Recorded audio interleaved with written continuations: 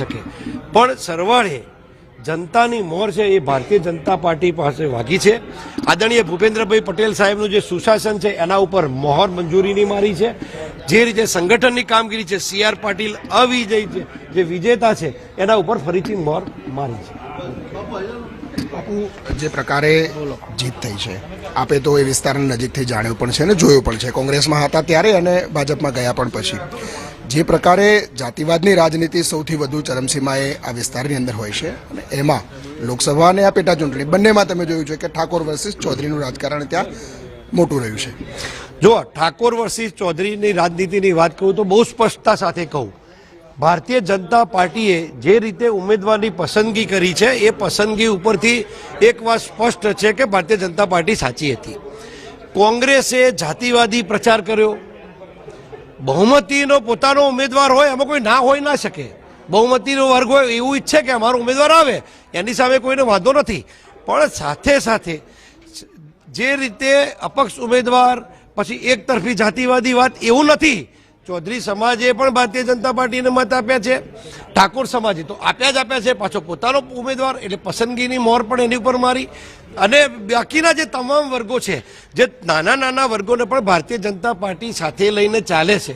એવું નહીં કે ફક્ત બહુમતીની જોર ઉપર જ જીતવું, એટલે બાકીના જે નાના નાના લોકો છે મોર જેમ પીછાથી રળિયામણો છે એમ જુદા જુદા જાતિના સમીકરણથી ભારતીય જનતા પાર્ટી આજે જીતી છે। તમે જુઓ મહારાષ્ટ્રમાં પણ એ સ્થિતિ છે, મહારાષ્ટ્રમાં જે રીતે કુપ્રચાર કર્યો હતો એ રીતે એવું જ લાગતું હતું કે ભારતીય જનતા પાર્ટી ક્યાં છે જ નહીં, જે રીતે પરિણામો આપ્યા છે એ રીતે સ્પષ્ટ બહુમતી સાથે ભારતીય જનતા પાર્ટી આગળ વધી છે। માવજીભાઈ, કેટલા અસરકારક રહ્યા બેઠક ઉપર? કારણ કે ભાજપમાંથી જ અપક્ષ લડ્યા અને ચૌધરી સમાજના મતો ઘણા બધા કપાયા કે જે ભાજપના હતા, કારણ કે ભાજપ માત્ર 2000ની આસપાસ મતથી જીત્યું છે।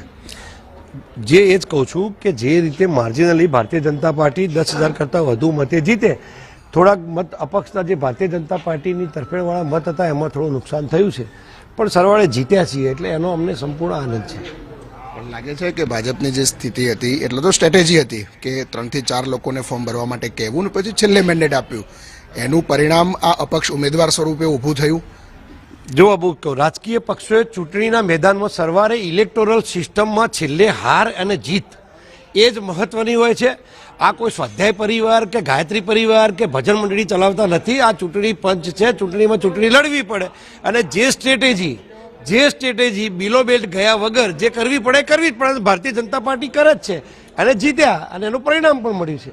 અને સાથે સાથે જે સરકારનું સુશાસન છે, ભૂપેન્દ્રભાઈ પટેલની સરકારનું સુશાસન છે એના ઉપર મંજૂરીની મોહર મારી છે।